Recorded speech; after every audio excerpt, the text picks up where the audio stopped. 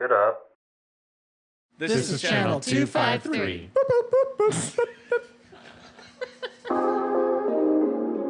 On this episode of the Grit and Grain podcast. Things just keep unfolding and unfolding about Ezra Meeker. He's just a cool character for us.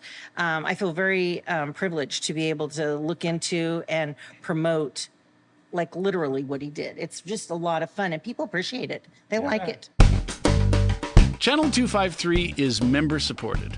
I'm producer Doug Mackey, and I hope you will show your support by going to channel253.com/membership and join. Thank you.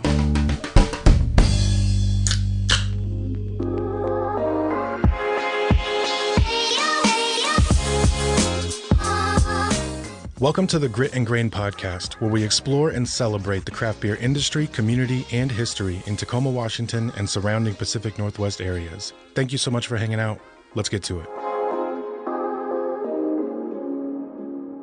Hi, everybody. Welcome to the Grit and Grain podcast, coming to you guys from Peaks and Pints in Tacoma, Washington. Every week, it's so exciting. My name is Matt McLaren. I'm here as always with Ron Swarner. Hello. How's it going, Ron? I'm sitting at about 7 pounds of fresh Zappa per barrel of mood today. What? Blah, blah, blah. Awesome hop nerd language. Zappa. Our resident pro brewer and line cleaner, Bethany Carlson, is on the mic. What's up, Bethany? Hello. Not much. How are you guys? Pretty good. I'm excited for today. We have good episodes lined up. Phaedra, how are you doing? I'm doing okay, hanging in there. Hanging in there, good. Yep. I've had one of those weeks too. But it's gonna be great. It's we're like, you know, kind of dipping our toe into fresh hop season today. Ron's got a couple on tap right now, so I'm chugging one. Nice. And it's perfect and on brand because we have a very hoppy episode today. So we're actually joined today by somebody who I have met recently and like have had such a great time interacting with, and is running a project that I would really like to see be successful. Today we're talking to Shelly Schlumpf from the Puyallup Historical Society. Thank you. I didn't know what I was walking into. This looks fun. Yeah. Sorry in advance. Matt was light on details when he invited me. Yes, I get it now. Yes. That's into any other tragically unprofessional episodes. That's how we hook you. That's how we Is get that you how here. it is? Yeah. It worked. Now we got yeah, you. I'm here. Yeah, it'll be fun. What are you drinking? I have Triceratops. Is there another name, or is that just That's the fresh hop. Yeah, the fresh hop. You Ninja know, Witch. Look at the presentation though, with a hop cone in there. Love Do it. we know what kind of hop? Centennial. Look at that. And he Of course answers we the know. question. Wow. So it's fresh hop Chinook beer and then garnished with a little Centennial on top. Wow. Okay, so should I taste this Go now for or it. not? Okay. Yeah. Let's all taste. It looks like I'm drinking a fresh hop, but I'm I have a with stupid. Doug. We're the odd ones out. Yeah, we're sour. Shelly told me from the get-go she wasn't a huge beer person, and I was like, oh, well, we're going to fix that. Yeah. Yes. Especially at the break. Challenge. Yeah. Actually, that's pretty good. Yeah? It is. Good, Yeah. I'm glad to hear that. Yeah. So what kind? Would this just like an IPA or what? Fresh hop hazy IPA, yeah. Mm-hmm. Yep. That was a complete guess, but let's go with it like Dude, I know what I'm talking about. Yeah, you're an expert Okay. already. What do you have, Bethany? The Stoop vibe check. Dang, and IPA. still with a fresh cone in it. I just put my own little cone right Right in there on the table. Yeah. Just like that. I have the Rubens fresh hop. one in ours. Oktoberfest. Yeah, that's what I'm drinking. You have the It's delicious. It's delicious. fresh hop Oktoberfest. From You Rubens. guys have? Nice. Oh, What do you have, Phaedra? I have the Sicilian lemon. I forget. Oh, from Lucky Thank Envelope. you. Gosh, wow. Yeah, Lucky Envelope. It's delicious. too, Doug. Doug and I are both having that. Yes. It's mystically darker color, though. I know, for a lemony sour. Yeah, I was explaining how that could be. Well, yeah. So this is an interesting episode because it's about, I don't know. Hopefully, this is like a cool new news episode for folks if they are not following along with a project like this. But for anybody who doesn't know, what is the Puyallup Historical Society working on right now? So we are working on a new heritage center, which is a $35 million capital campaign. I know, not for the faint of heart. And it's not because we're bored. A lot of money. It's keeping these historic buildings going is just really expensive, more so than we've seen in the past. And they're probably 25% of the small historic home museums have closed across the country in, say, like the last 10 years. Jeez. And we don't like that trend. And so, but the reason they do is because I think we're probably right now at about 10 grand a month to keep the place open. So your tour admissions and things like that just aren't enough to keep it going. So we thought we would diversify our revenues and create a new facility. And since Ezra was known as the Hop King, the building will be it's inspired, the architectural design is inspired after a 2-burner hop barn. So when it gets built, it'll look like a new hop barn. And there aren't too many of those getting built nowadays. And the reason we like that is because it'll be a facility that we can generate new revenues with, i.e. like we do a lot of weddings in a Victorian house. It'll shock everybody I know. So this will have like a wedding reception area. And then we also want to have a restaurant in there and a tap room.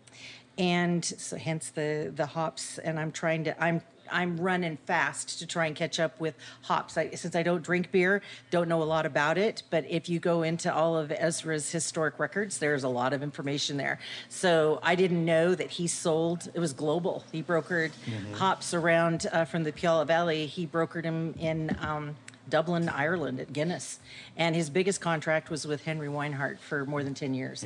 And so that kind of leveled out the commodities for all the, if they had kind of a down year or whatever. So super fun to learn about those hops.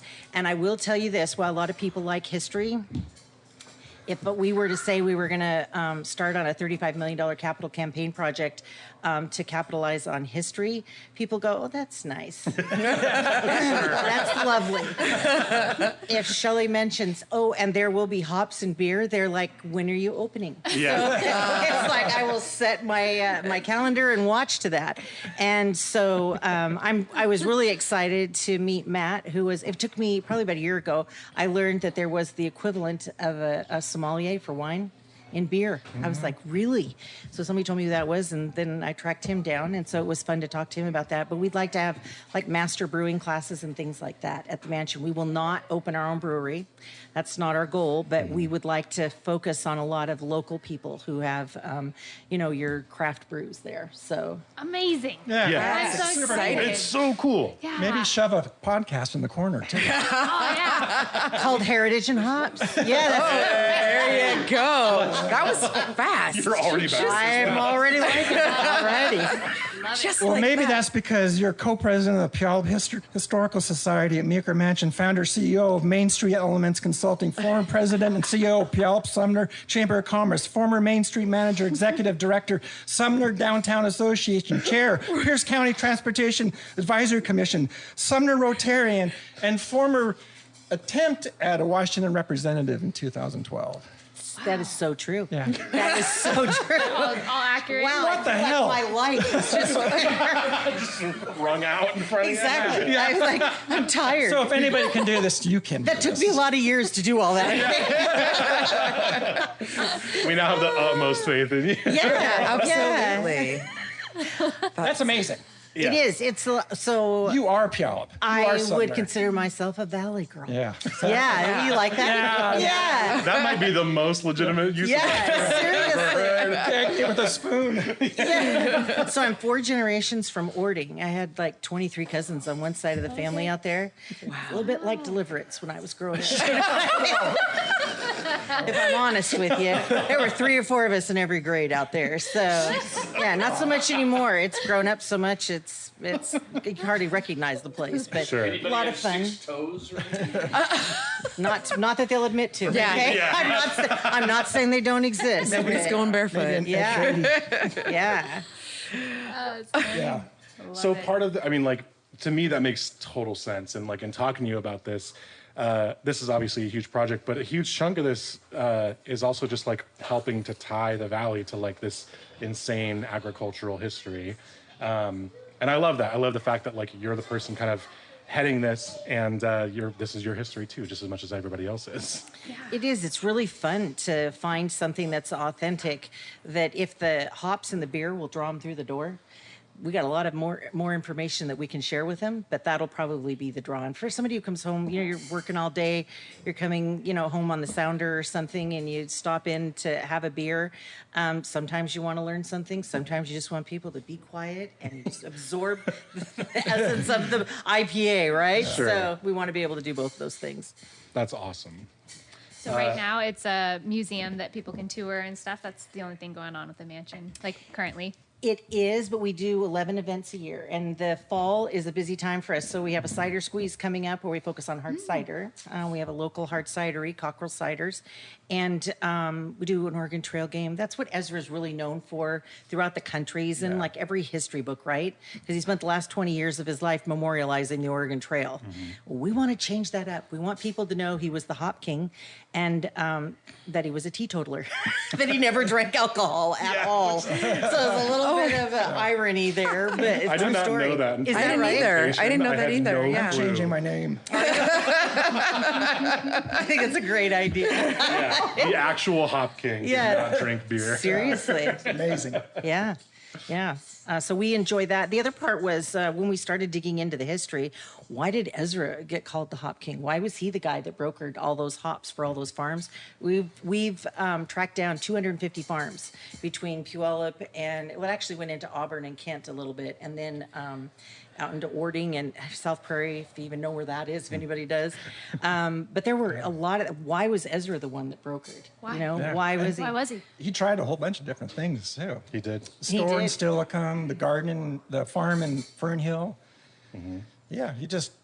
Have you been through the mansion? I That- have. Yeah. Oh, have you really? I said that needs to happen because you could give tours there. Not that many people know that stuff. Ron totally could. Is that? I believe you. So what set him apart? You from know, the other I think farms? he was I think I would have liked him. I really do. He was very driven, but I think I would have argued with him a lot because when he thought he was right, he thought he was right. And so he started, when they started brokering the hops, at first he was the one, he wrote books on, he wanted more and more people to come into the valley to grow the hops. And because the more they grew, the more he could broker and make money for the valley. And so he got started doing that. And something happened in like California, and he did not appreciate whatever they were saying or the prices, not sure what it was. So he went to New York, and he said, hand on the table, we have the best hops. And they said, you're from where? And how do you spell that? And what Puyallup? state is it in? Yeah, totally. Yeah. What's the Washington Territory? Seriously, they didn't even they said, go back where you came from, to the hinterlands, on the West Coast, and which kind of frustrated him because he was the one who wanted the city to be called Puyallup. There was Franklin before, and every state in the nation had a city called Franklin. So all the mail got mixed up. He's like, I'm going to pick a name that nobody else has. Well, he succeeded at that, but then most of the people couldn't pronounce it or spell it. So They still can't. now, exactly, yeah. Nothing Well, we new. know when they're tourists, okay? I don't say whatever. So, but once he tried to sell, and they wouldn't, they were not interested because they didn't know where he was from. He hired a chemist. And the chemist, he had him test hops in Bavaria, New York, and Puyallup.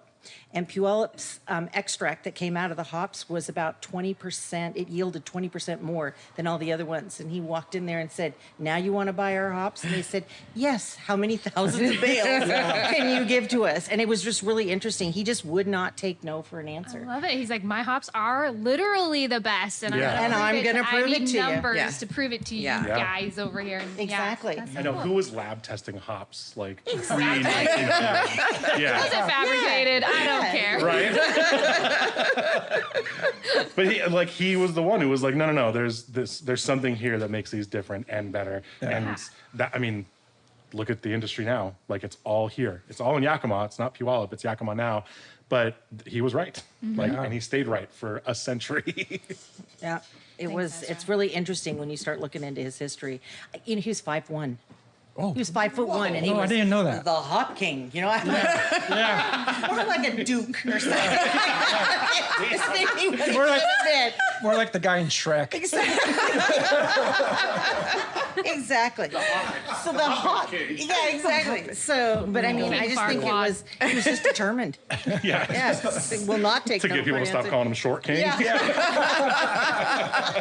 Exactly. King Farquaad from Farquaad. That's him. Exactly. Oh my Just watch gosh. that. So Anyway, off topic.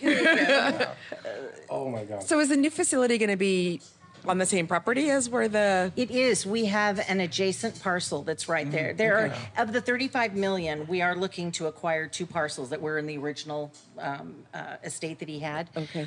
If we can acquire those parcels, we'll probably have those taken down so you can see the mansion. You can drive right by it and not know not see you it. are. Yeah. But that's that other parcel that. So if there's anything worse than cleanup for a gas station. Oof. Not It's a much. dry cleaner, Oh, and yeah. that's what was Absolutely. there. Yeah. Oh no. So they've been Yeah. actually doing cleanup or mitigation for 15 plus years. Yeah. And so we're Yeah. hoping we're getting to a point where we can. So that'll be a challenge. Yeah. Yeah. A lot of chemicals, unfortunately. So okay. Yeah. No idea. Yeah. How do they clean up such a thing? I mean, we don't need to talk. Wait, how do you But I could Would you talk know? about it if you. thing, you know? What do you do?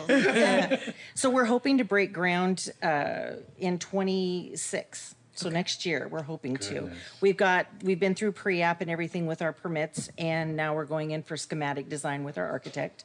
I'm excited because the builder is going to be Absher Construction, which is the local hometown construction guys.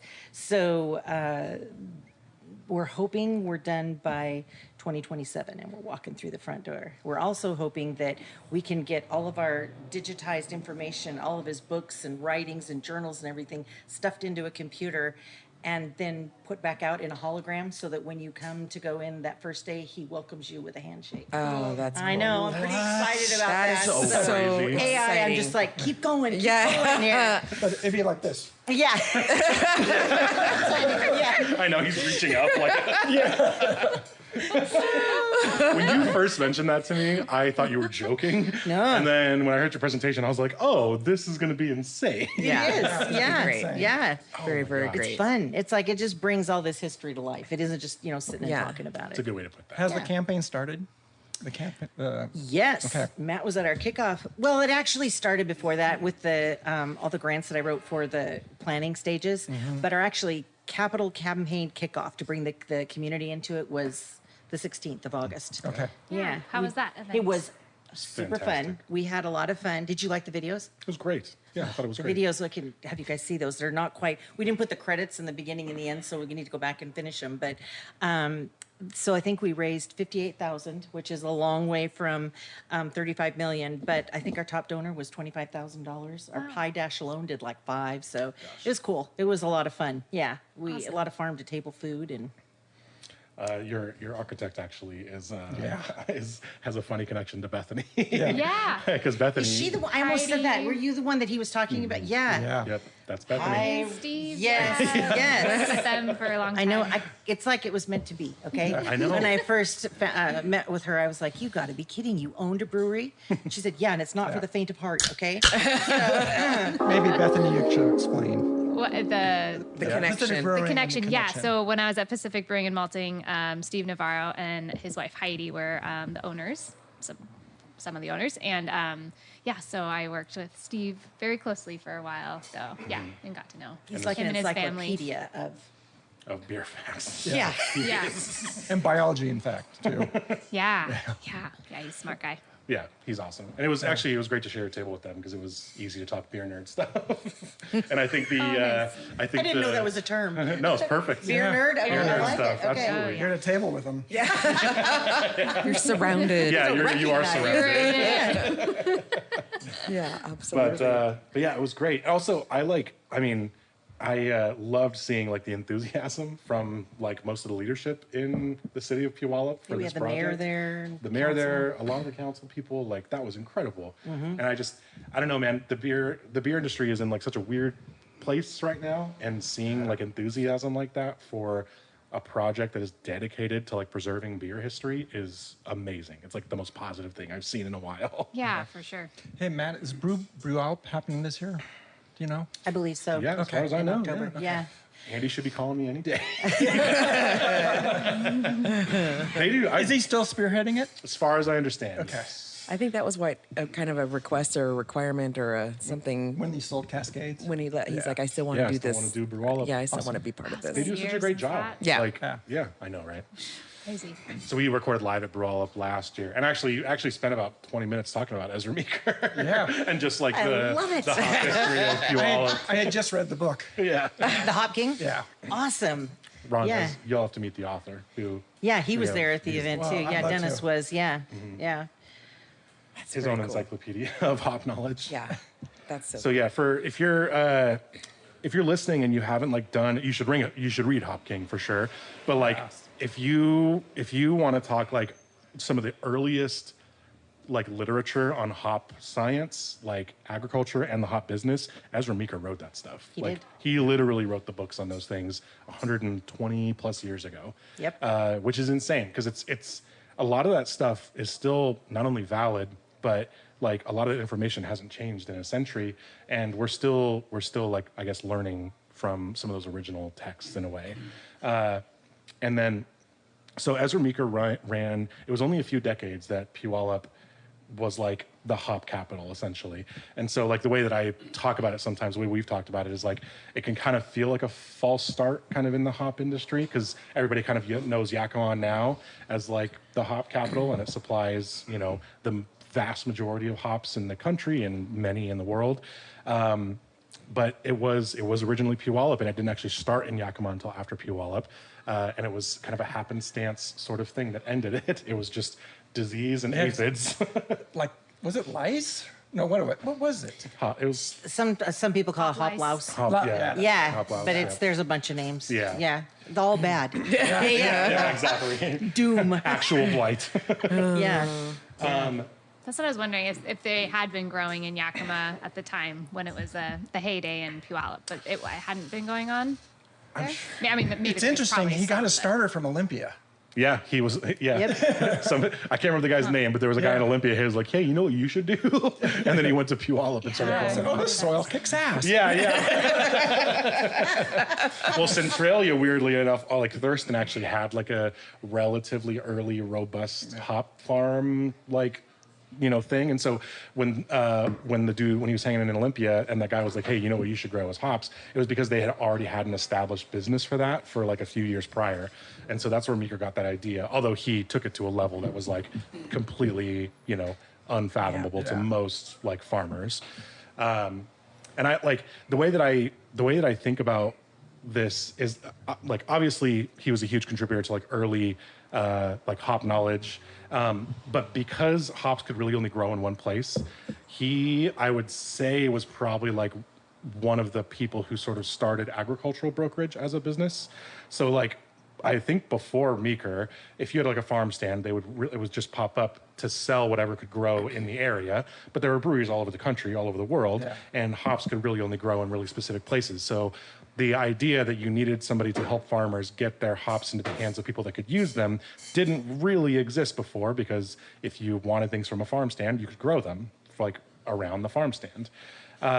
And that's like crazy to me. Like hop brokerage now is a huge business. Like there's a bunch of beer folks here. Yeah. We have all met people who are hop brokers now. And at least to my knowledge, I don't think that existed before Meeker ever. It's kind of what the brokers have told me, even when I talk to them over in Yakima. Yeah.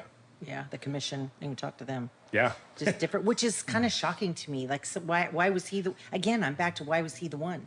I don't know, at least I think that he just saw like how popular it was, and he obviously proved how good the product was.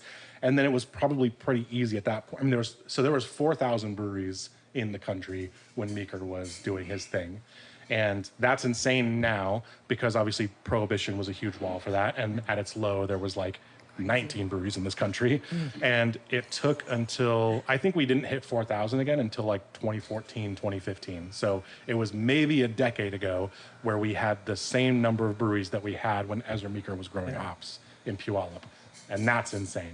Yeah. So he had a huge market. He had a really good product. And I think maybe he just put those things together quicker than anybody else could. And he had frequent rail miles, too. That guy rode a lot of trains to New York. Get his punch card. I'm going to woo you. Rail. Oh my gosh. Considering he built his house about this far away from the tracks. Yeah, I know. that's awesome. I've literally never thought about that. His house was right on the track, so he could just bounce. On and, like- purpose. Yeah, totally. He did that on purpose. So where are all the breweries at? New York? Ah, we're Oh my getting gosh, there right that's now. hilarious. Oh man, that's good stuff. But like you said, he went to the East Coast, talked to all of these folks who ran breweries, and they were like, no, we already get our hops from these places. So there was also a market that existed because of beer industry that existed for hundreds and thousands of years prior to anybody starting breweries in the U.S. And so a lot of their business and like infrastructure was already established until he came along and was like, no, these are at least 20% better product, and here's what you can get from these. And so once he got the farms all up and running and was, they were harvesting them and he was brokering for everyone, then his next focus was on transportation. How do I get them where we need them to go the quickest way, possible? So I was going to save this for like another one. Hopefully you and I'd be talking again. But so there was an 1875. There was a shipwreck that they have just found in the last couple of years for the SS Pacific. And it went down, it went into the port of Tacoma, loaded up. It had come from the Yukon, was loaded with gold. Then it picked up a third of the crops, the hop crops here in the valley, okay? So he had to haul them all in there. So he kept trying to figure out how am I going to get those in there by train or whatever else. But that particular ship went out a little ways, got hit by another one, and sunk. So they've located it. So the biggest thing, a former elected in town is invested in it. And so I've been hearing about it for 15 years. Invested in shipwreck treasure? In the salvage of it, because they knew that it had so much gold. And then it takes a while to go through the court cases and yada, yada, yada, to get authorization to go down and get what's on the bottom of the floor of the ocean. But, I said, you guys, that's great. You have the gold. Rockfish is the name of the company that actually has gotten the authorization to pull that back up. I said, you guys keep the gold. If you find anything down there that has Meeker and Company on it, I really like it. Yeah. Well, there's that. And then it's kind of a way, because I've heard from different people in the industry how important it is to find the genetics. Like, this is actually kind of like a sommelier would, like, these grapes were grown in Italy by the Duke of whatever, Okay, so here, what would we get? Not Shelly, but she's learning. She's trying to catch up. So instead of grapes, it's like, how do we give that same kind of history and heritage to hops, right? Well, they think there's a good chance it's down so far, so deep, and it's so cold down there that we may be able to pull up something to genetically test and grow. Maybe not I don't know. Was it Fuggles or the Cascades? Those groups that they had, or those kinds that they had, and actually restart. Yeah. So who knows? Stay tuned. They haven't done that yet. They're still trying to build one of those little submersibles that can go down to. Evidently, you can't go into Walmart and buy one of those. You have to build them from scratch. Yeah, they tried that once. Okay, you tried that once. It didn't work out. Didn't go good. Yes. So you have to build those things one at a time, evidently, and so they're trying to get enough money to do that. And then once. There's a lot of other pieces that go with it, but our goal is to see if we can get something off that floor of the ocean. Made of with that right now. Well, we couldn't even believe it was the same shipwreck when they finally came in and said that was the ship. I was like, you got to be kidding me. He calls me up and he says, do you know what's on there? What's on the manifest? And I said, no. And he goes, hops, all kinds of hops from Puyallup, I might add. So That's cool. I know. We have to take a quick break. However, Okay. We have so many questions. Hang out for just a minute. We'll be right back. All right. Greetings, listeners. Thank you for listening to yet another Channel 253 Podcast Network episode. This episode is only able to happen thanks to the listeners who have supported Channel 253 with a membership of $4 a month or $40 a year. They help keep the microphones running. And if you appreciate what I really think is like a public service to the people of Tacoma, I hope you will support what we're doing. Especially at this time when there's a mayoral race in Tacoma, and we're trying to cover that, as well as all the other things that we cover: food, beer, politics, moving to Tacoma, just the interesting people around town. We've got a lot to check out. So if you like what we're doing, visit channel253.com/membership. And thank you. Welcome back, everybody. Thanks for hanging out during the break. As always, a quick shout out to Doug, our wonderful producer, Thanks, who Doug. makes us sound great every Thanks, single Doug. week. And to Chris for putting us on video every single week. Thanks, Chris. If you guys Thank haven't you. yet, go check out YouTube, Great and Great Podcast. Yeah, and there's plums. I'm going to take those home and put them in the video. Yeah, like it's fine, yeah. Yeah, and then I know you heard on the break, but please do check out Channel 253. Absolutely fantastic network of local podcasts that covers a lot of info about Tacoma. And if you want to stay connected, that's a great way to do it. Especially if you're stuck in traffic and want to listen to folks talk about your community. That's the way to do it. All right, so we're back. What do we have in front of us here, Ron? Lumberbeard Island Otter. Oh, awesome. It's a nice creek. Do you know it? Yeah, of course. That makes total sense. Yeah. All right. Shelley, what do you think? I love it. I can't believe there isn't fruit in there. I don't know what else is in there besides barley, but I'm gonna need some proof. Yeah. Okay. So this one does have vanilla in it. And then also, I believe, macadamia Yes, nuts as well. macadamia. Yeah. What? So it's Yeah. like, I yeah. love We need a it. nut warning on that. Otherwise, it's just barley, just grain. Teeny bit of hops to call it a beer still. Yeah. A little bit. It's delicious. It's crazy, right? It's good. Yeah. It's also much higher alcohol than a typical Yes. beer. Yeah. Well, no wonder Shelley likes it. Now Yeah. it becomes clear to me. This one's like 14% alcohol. Do you like the whiskeys? Yeah, are you wine? What do you Old like? fashioned is Oh, there we go. Now you're talking. You're a That's barley right. wine drinker. Now you are. Here we go. Yeah. piecing it together. Yeah. Yeah. You're going to be a beer person before this episode Whether I is like it or over. not, I gonna be can a feel level it. 4. Somebody go You grab know a it. Drecker right now so we can just round this out. Yeah. Okay, so before the break, we were talking about shipwreck treasure, which is crazy to me. Shipwreck hop treasure. So if you missed it, there is an actual shipwreck. In Commencement Bay, is that what we're talking Yeah, about? where do we know the No, it location? made it out of. Okay, so they would tell you, but then they'd have to kill Where you. is it? They Yeah. would not say exactly where it is, but Oh, it was. sure. It wasn't in Commencement Bay, I but see. it took off out of there. Yeah. Okay. Yeah.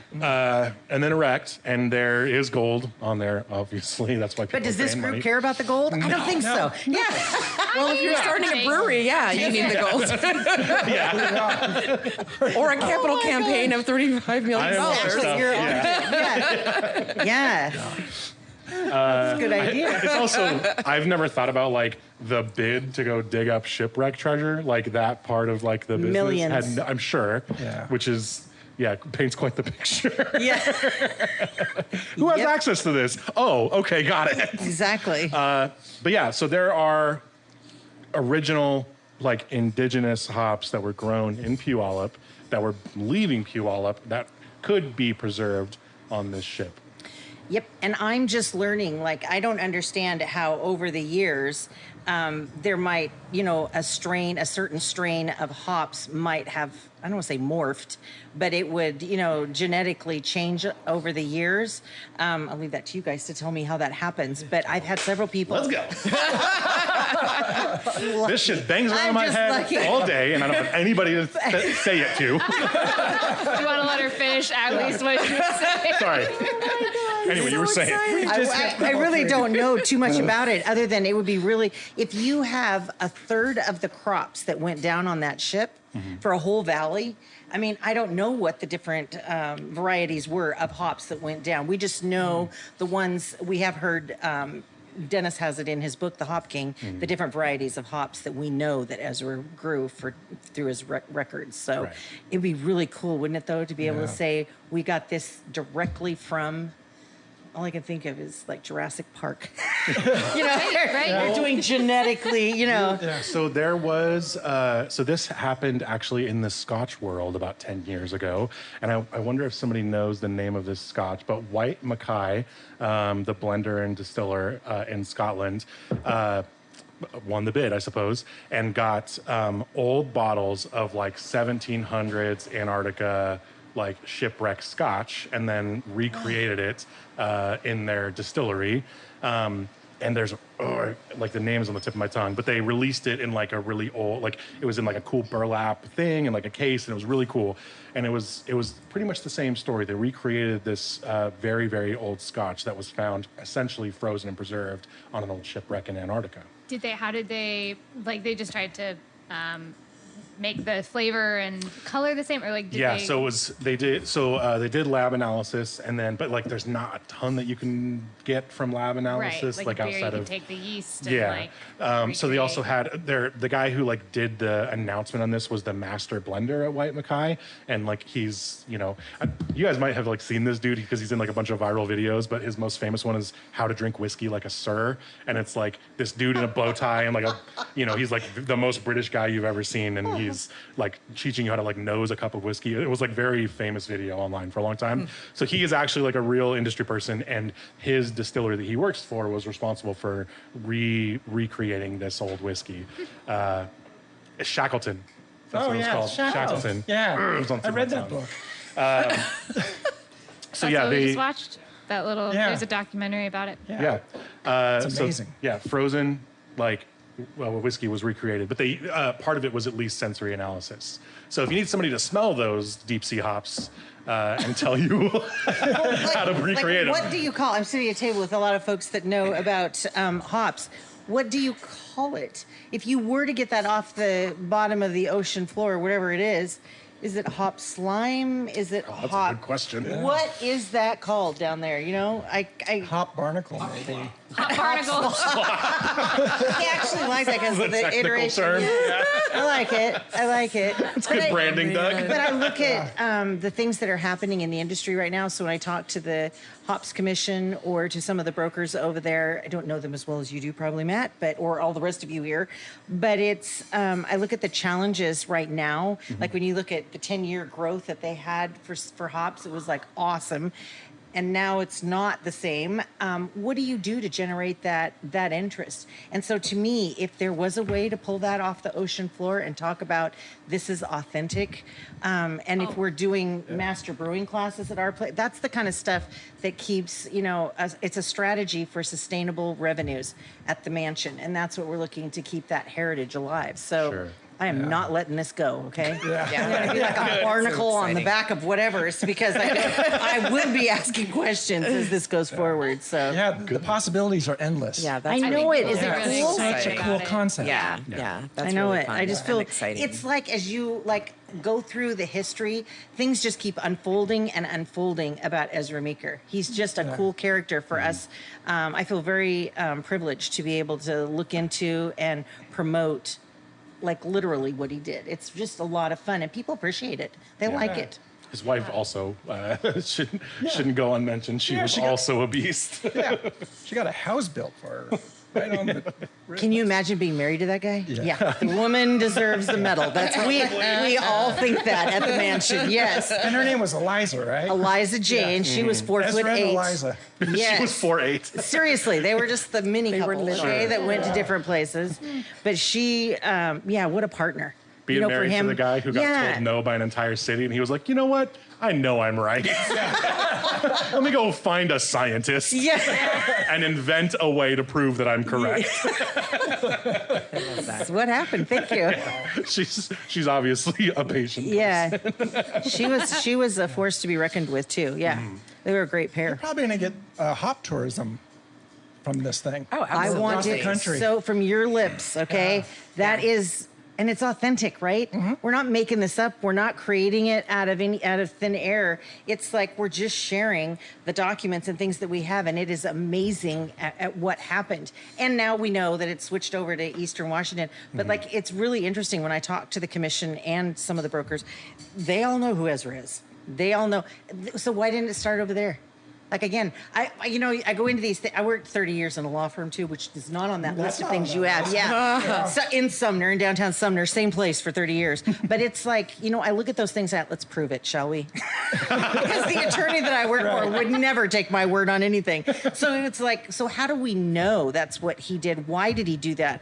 And when you start digging into those things, like you said, Matt, all the books and things that he wrote, it wasn't like he was saying to people, I want to be the only person that grows this many hops. He was like, come on, we're better together. You know, it takes a village. And he really prompted that because he could just see the whole Northwest growing and growing and growing. Yeah. That is true, actually. So, like, the literature that he released in his lifetime, and it wasn't like, I mean, the point was to show people why this is like a viable business opportunity, essentially, and like how the industry is like wrapped around this one ingredient that he's found a lot of success with. He wanted other people, obviously farmers that he could work with, but he wanted people exploring the world of hops, essentially, and that was like his aim with his like publications, which is amazing. It's like a very high tide mentality. It is. Which is early for that sort of thing. I can't imagine thinking about anybody else but myself during the times of the Oregon Trail. He was tough. He made the Oregon Trail. So No dysentery or anything. if I were exactly okay. Yeah. So if I were to ask all of you, what do you think the best known iconic either location or person or something in Puyallup is? What today? What would you say? Probably say Rainier Growlers. Oh, I like it. That's up on South Hill, but I like it. Iconic beer business. Fairgrounds. Yeah, the Yeah, the fairgrounds. So the people, if Puyallup you're Fair. asking the people in Puyallup, it would be the fairgrounds. Yeah, the because fairgrounds. as far as they're concerned, that's how our city grew. Right. What Au about the power- contraire. The powerhouse. So the powerhouse, they're right across. I love it. True. They Yeah. love what we're trying to do right now because they're just Yeah. across the street. Yeah. But people, Let us know when you get those hops up from Yeah. the sea. Yeah. exactly, we're gonna be signing on for that. Yeah. But for the most part, in Puyallup, from people who've been there for a long time, they don't see the hops. They know about the Oregon Trail because we've done a Yeah. great job of branding Ezra for the Oregon Trail. We've done like zero, which is kind of, people get kind of, they're annoyed by it. But for me, it's like, it's a blank canvas for us. We get to talk about it. We get to learn, we get to bring in all this information. Yeah. So I'm excited about that. But you're looking at, he started growing in the 60s, 1860s. They weren't there till, like 1900. So we were a good 30, 40 years ahead of them. So is that fun? Okay. I don't know how that's going to work out in the city, if they're going to like that repositioning kind of. Right now, and some people will say, well, all the cars that cost less than Puyallup. I'm like, okay, yeah. They do a lot of advertising there. There's a lot of money that goes into the radios and things like that. But at the end of the day, I think this is a great opportunity for our town to, and maybe even like for my deepest desires, it is like to start bringing out information about hops as well. Yeah. Do you know what I mean? Because he is that guy. Yeah. I mean, name somebody, and I've asked, name somebody else across the country that did what he did. And I just can't find it. If you guys know it, let me know, because I'll go out and research that. But at the end of the day, there's nobody's name who comes up like Ezra Meeker does. Yeah. True. And so it's just like fun, okay? Yeah. There's just like no end to what we can do in that new facility. Right. Maybe a new song like the Puyallup song. Puyallup Fair song. I Do it in like Gallup, the way something you like that. think. Yeah. We might not be able to do it at Yeah. a trot or a gallop, but we will Exactly. figure out something like that. There you go. However, I say that about the fair, and there's no denying it's 2.5 million people a year come Oh, through for our sure. city. Yeah. Do I want to leverage that? Why, yes, Yes, I do. absolutely. Yes, Yeah. Shelly Schlumpf wants to leverage Yeah. that. Hey, guess what else we have? Yeah, exactly. Well, they On your already way home, stop They and already have a beer. have the whole craft beer kind of trailer thing, whatever, out there at the fair, the experience or Totally. whatever. So you could certainly partner and expand. And Exactly. Now that Kelly mean- Palmer helps to run that, it's gonna Yeah, get totally. even We better. know people. Yep. Yeah. Kelly's- So Kelly's I mean, helping to run that now. that's something that would just go together so well and Doesn't just it? get more It's like exposure beautiful. and Yeah, like a wonderful marriage. Yep. Yes. Yep. Yeah. Yeah. Oh, you're just preaching to the choir over here. I know. How excited you are. We are too. We just don't have $35 million. I know. Hop tour, so you have already mentioned to me that you have had people from as far as Ireland go, hey, we are stopping here because we heard about Puyallup while we were touring the Guinness Brewery. That's crazy. Correct. They were in Dublin and they saw, like Puyallup, Washington and Ezra Meeker. So they came to Puyallup. And people don't get, tourism, when you're maybe retired and you got time on your hands, where do I go next? That's all it takes. The hot barn. Wasn't he from Indiana? Oh my gosh, Illinois, in Illinois? Ohio, in that Okay, area. Mhm. Yeah. Get your shit together, Ron. Sorry. But are those people going to come out? Yeah. They are when we get our hometown? message to them. Yeah. So we get right now. You'd be surprised. The A lot of confidence. people that come into the mansion that come from out of state. They don't believe people come out of state. People go. it's a historical society. That's where the old people are. Okay, I can't even tell you how many times I've been asked, what are you doing over there? Well, it's fun, okay? So let me tell you about this and the beer that I don't really particularly drink. But it's... Until now. When you're talking about it, people know. Like, Ezra Meeker is like this icon of the Oregon Trail. He did that on purpose, 20 years invested into it, memorializing the trail. But that's how they know him. They do not know him for the hops. And so talking about why he did it, it's like a whole shift. And the other thing is, I can't believe it. I don't even know if I shared this with you. We read one of his books, and he literally used to put bleach and this powdery stuff in when he'd wash his hair and his beard, and he would put it in, and then he would pull it out and make his hair go big like this, and it was a brand. He knew branding way before branding was a big deal. His style. So every picture you see of Ezra Meeker, they're the old, he's 80 or 90 years old, right? And he's got the white hair that goes out. Yeah, but your beard is nice looking, depending. He was the first Glenn Blake. Exactly. I was going to say that, and then I did it. But when we do hops, it's in his 50s. It's when he's younger. So when we did those videos, those AI videos, he was not as old as you would see. He was younger. Sure. And people don't even know. They wouldn't recognize him. If you showed that to him, they wouldn't even know who it was. That's not who they know. So on the one hand, I want to say thanks a lot, Ezra. And on the other hand, I want to say thanks a lot, Ezra. It's working for us. We're taking this to the market. So I know, the earliest branding. yeah, exactly. I didn't ask you to prep so we do a fuck up story on pretty much every episode.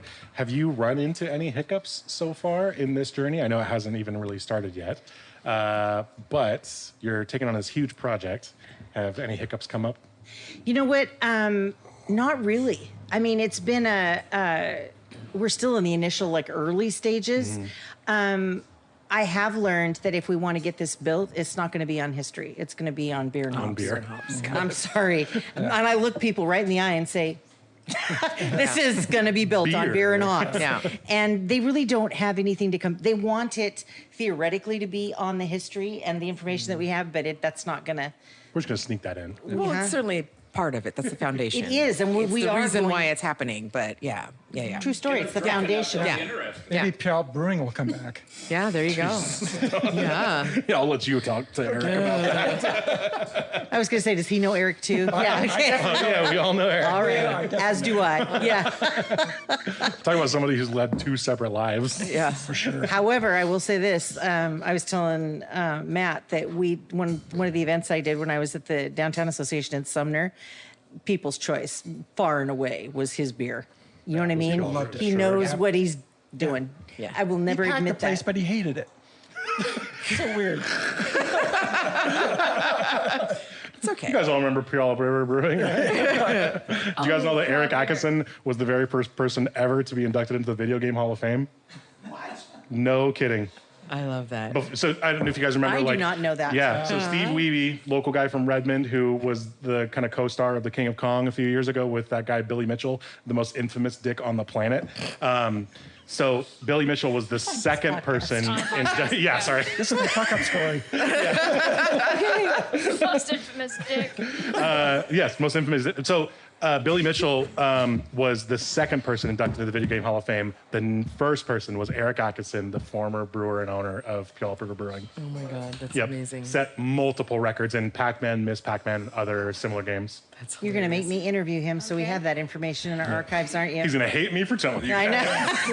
He has all but wiped his name from every Twin Galaxies list everywhere. So I'm just out here perpetrating. Funny. So, Ron, did you say you had a fuck up story? Oh yeah, Ron. Just now? Yeah. Just now? What technically. happened? Yeah, but Kendall's in the house, so I don't know if I want to. Oh, okay. All right. That's fair. You don't want that to be Step out of the repeated. room. I know. So tap 19 and tap 20 are supposed to be Trillium Trailside and Pliny, but I forgot to change it this morning. So everybody thought Magnetic Fields and Notorious were. Wow. Yeah. Sorry. Dude, these got good. But nobody said anything.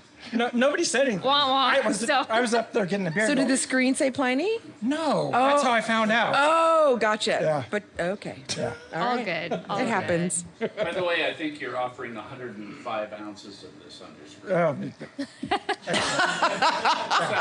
More fuck ups. Yeah. It's okay. Something breaks every day. It's okay. All right, Grit and Grainers. Email us at cheers@gritandgrainpodcast.com with your comments, opinions, and Barley whining. yes, totally. Episode 1. The corroboration that Ezra Meeker, yes, that Ezra Meeker's ghost does body shots of trail dust and lupulin-less Scotch ale in Rainier Growler's cooler. We read and drink everything we receive, and we try to respond as quickly as can, if not online, then on air, preferably while basking in the deranged magnificence of remembering that Ezra Meeker once rattled across the Oregon Trail in a busted ox cart with a little more than grit and stubbornness, then somehow transformed the dust and dreams into a global hop empire. Think about it. Man survives cholera, prairie fires, wagon ruts deep enough to swallow Clint Eastwood mid-ballad and paint your wagon red, then turns around and becomes hop king of the world, shipping bales by the trainload to Fezziwig. That makes no sense. Lecturing brewers whose railroad timetables stopped at Portland and labeled everything north, "Here be bears," building a mansion for his wife, Eliza, and proving that you can, in fact, bootstrap an empire from a handful of vines and an unholy amount of nerve. How cool is that? You can subscribe to Grit and Grain on Amazon, Apple Music, Spotify, Google Play, iHeartRadio, and Stitcher, and please leave us a review. Also, check us out on Channel 253. This is the first of a double hitter. And gritandgrainpodcast.com. Be sure to follow us on Facebook, Instagram, and YouTube for episode notes, beer news, and visions of a new hop barn rising from the Puyallup Valley floor, like a time-traveling cathedral to barley and ambition, where school groups will learn how to tie hop strings, newlyweds will toast beneath beams that smell faintly of cluster, and thirsty travelers will belly up to the bar that could have doubled as Ezra Meeker's lecture stand to Queen Victoria. If this podcast is not what you expected, please alter your expectations. Yeah. I fucked up and forgot the rest. Sorry about that, everyone. Cheers. No such bad. Cheers. Cheers. Too much barley wine. Yes. Thing is, Bad time to Tacoma. Yeah, that's it. Tune in next week for more sweet chatter. Cheers. Cheers. There it is. Thanks, Shelly. Thanks, Bethany. Sorry. I'm calling you the silver-tongued devil. Thanks again for tuning in. Don't forget to follow us at Grit and Grain Podcast wherever you get your social media and catch new episodes every Friday. Cheers.